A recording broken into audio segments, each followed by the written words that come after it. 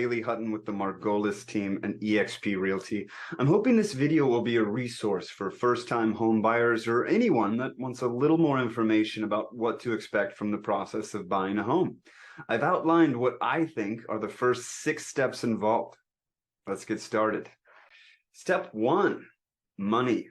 You need to find out how much you can and want to spend on a home purchase.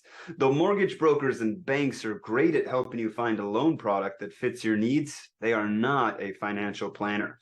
It is up to you to determine your budget.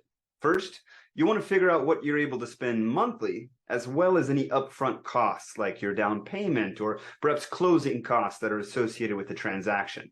Though I find it less and less applicable, the rule of thumb is often to allocate 25% of your take-home pay to your monthly payments. Now, when it comes to down payments, there's a common misconception that a down payment needs to be 20 or even 25 of the purchase price. But there are a lot of other options available to buyers. For example, even some conventional loans are 3% down. There's FHA at 3.5%, or USDA or VA loans, which are 0% down. Now, you'll learn more about different loan types once you start a conversation with a lender, which brings me to step 2, finding a lender. You need to know you can get a loan and for how much. There's no point in shopping or getting attached to a home until you found a lender that has a product that you like and a home that's within your maximum approved purchase price. Now, there are 3 main types of lenders. There's mortgage brokers, local banks or credit unions, and big online lenders. Now, I found mortgage brokers to offer the most variety of products to fit a consumer's needs, but I would recommend you complete an application with each one of these lending institutions to see which one will be a better fit for you by comparing not only their products, their rates and their fees, but also their conduct. Are they responding to you in a timely manner? Do they seem to fully understand your wants and needs? Treat it like a job interview, and remember, you have options.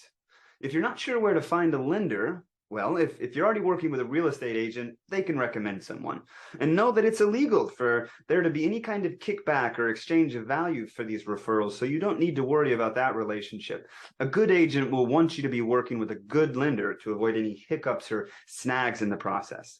If you're not working with an agent yet, Google, Zillow, and friends and family are also great resources in hunting for the right lender.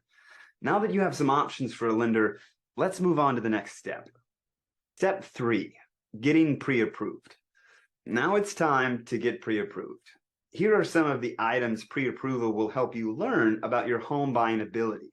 You're going to learn about your loan type, whether you're going with a conventional or FHA product. You're going to learn what your maximum purchase price is. Now, this one's the most important because it educates you on how much you can afford and in what price range you should be shopping for. Another important factor you'll be learning is your interest rate, which influences your monthly payments. Down payment, how much you will need to have readily available before you submit an offer. You'll get a rough estimate on lender fees and estimated closing costs like taxes and title, recording, appraisal. Now, all of these items that I've just listed play a huge role in setting and shopping within your budget. Now, here's a few items that you should have ready to expedite your conversation once you start speaking to a lender. First thing you're going to want to have is 30 days of pay stubs to provide. You're going to want to have 2 years of W-2s or 1099s, 2 years of tax returns, at least 2 months bank statements, and you're going to want to have your driver's license or whatever form of identification you use. Now, it's likely the lender will request other items from you, but that list I just gave you is a good point to start. On to step 4, finding a real estate agent. Now, hopefully I've made this an easy step, as I would love to help you with your real estate goals, but of course you owe yourself the due diligence of shopping for an agent with the same mindset you applied when shopping for a lender. It means you don't have to work with the first one you speak with. Shop around and find someone that you feel can provide the best value and experience. You're going to want to have an agent that has a knowledge of the market you're shopping in, someone who has experience navigating the purchase contract well enough that they can educate you as they go through the process. And most importantly, you're going to want to have someone who understands your wants and your needs when buying a home. Now, you can find agents on Google, Zillow, Realtor.com, or even talking to friends and family who have already navigated buying a home. Now that you have an agent, that takes us to step 5, Shopping. Once you found your agent, you should have an in-depth discussion about what you're looking for in a home, but also any particulars about the process for you. Be open about your timeline, whether it's urgent or if you're just keeping an eye on the market, but you're willing to wait for that perfect property. You should tell your agent your preferred purchase price as well as your maximum purchase price should the right home come on the market. Now, once you've found the right property, you're ready for the next step, the offer. Now, in Hawaii, our purchase contract is 14 pages long. There's a lot more to be aware of and to negotiate for than just the purchase price. This contract communicates when things get done and how they get done.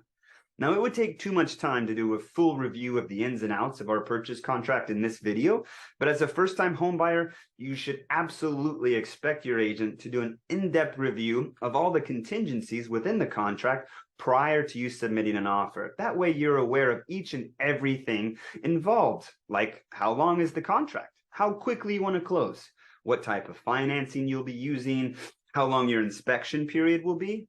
Remember, the more you know about the process, the better experience you're going to have. Now, once your offer is accepted, you'll open escrow. An escrow company is a neutral third party that acts on behalf of both parties. They compile and process all the elements of a real estate transaction, such as preparing documents, clearing title, holding or exchanging funds, and recording the title at closing. Now, I'll be doing more videos in the future that provide an in-depth dive into not only our purchase contract, but also the escrow process. But for now, I hope you found some value in this video. And as always, if you or someone you know is looking to buy or sell real estate, I'd love the opportunity to earn your business. Thanks for your time, and I'll see you on the next video.